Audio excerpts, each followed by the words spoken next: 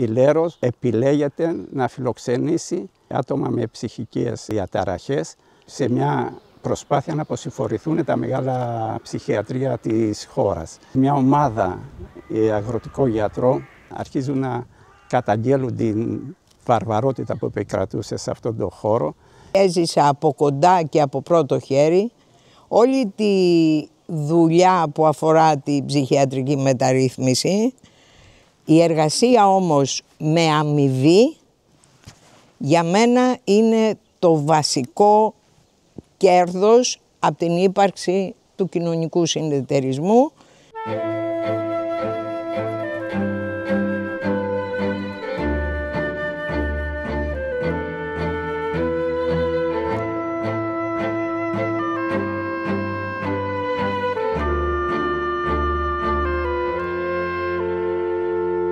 Παράλληλα με το εγχείρημα της ψυχιατρικής μεταρρύθμισης έπρεπε να εφαρμοστεί και η αποασυλοποίηση της οικονομίας του νησιού. Από όλη αυτή την παθογένεια την οποία προκάλεσε η παρουσία του ψυχιατρίου στη Λέρο. Ξεκινήσαμε με το μέλι, όπου αποτελεί το πρώτο τυποποιημένο προϊόν κοινωνικής επιχειρηματικότητας στην Ελλάδα.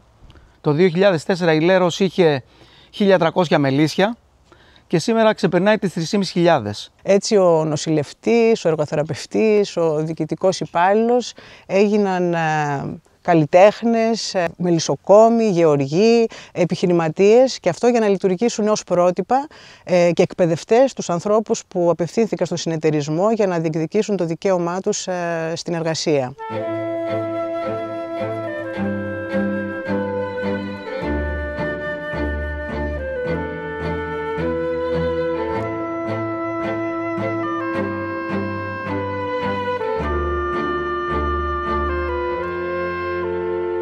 Όλα αυτά περικλείονται σε αυτήν εδώ τη δραστηριότητα, την καζέρμα των βοτάνων. Στο χώρο έχουμε αναπτύξει γύρω στις 5.500 βότανα που μαζί με τα ντόπια έχουν φτιάξει ένα ιδανικό σπίτι για τη μέλισσα.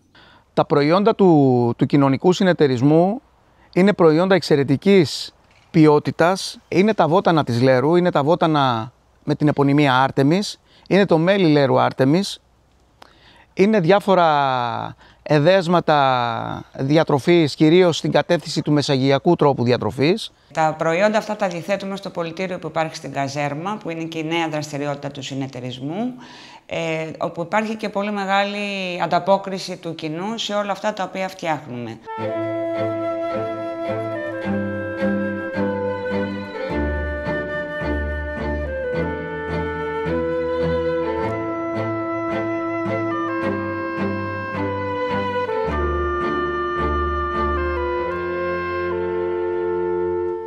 Γιατί σαν εμπειρία είναι μοναδική και είναι κάτι που τα παιδιά το κρατούν στη μνήμη τους για πολύ καιρό. Μπορώ να σας πω για χρόνια μετά.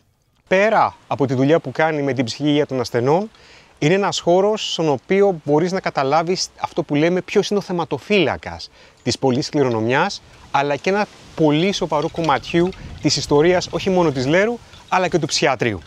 Αν βλέπω τη καζέρμα, είμαι και περήφανη, γιατί το βλέπω σαν μια τελευταία εξέλιξη της ψυχιατρικής μεταρρύθμισης.